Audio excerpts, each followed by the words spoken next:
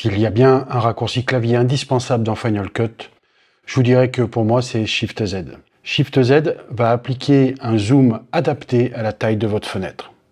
Concrètement, ça veut dire quoi? Si je suis par exemple ici dans ce montage, là en multicaméra, et que j'ai besoin de venir travailler précisément sur cette zone ici à la fin du montage, je vais zoomer sur la zone et par exemple déplacer donc mon point de changement de caméra. Voilà, j'ai appliqué mon réglage, j'ai terminé. Shift Z, mon montage s'adapte automatiquement à la taille de ma fenêtre. C'est indispensable. On gagne un temps précieux au lieu de faire commande plus, commande moins pour dézoomer. Shift Z, on est tout de suite adapté à la taille de sa fenêtre. Où ça devient encore plus intéressant, c'est que ce raccourci clavier fonctionne aussi dans son navigateur. Je suis par exemple sur ce plan et je vais zoomer dessus pour pouvoir travailler avec précision à l'intérieur.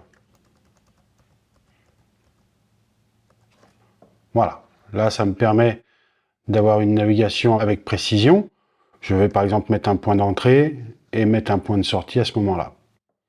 Une fois que j'ai fait mon opération, Shift Z, mon plan se remet à la taille vignette adaptée à la taille de ma fenêtre.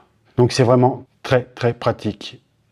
Et on ne s'arrête pas là, puisque même dans le visualiseur, si par exemple je viens ici pour voir un détail, par exemple au pied de l'arbre, je vais donc zoomer, venir ici avec ma petite fenêtre de navigation, venir au pied de l'arbre, voilà par exemple, je regarde le détail que je cherchais, je vois ce que j'ai à faire.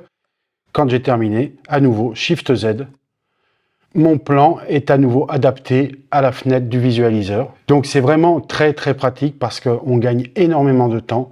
Et ça fonctionne bien évidemment, quel que soit votre écran, que vous soyez sur un écran de contrôle, que vous ayez un écran 4K, HD, peu importe.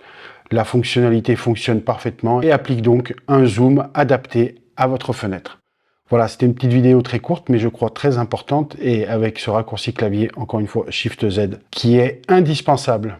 Comme à chaque fois, si vous avez des questions, n'hésitez pas à vous connecter sur le blog. Moi, je vous dis à la semaine prochaine pour une nouvelle astuce, une nouvelle vidéo.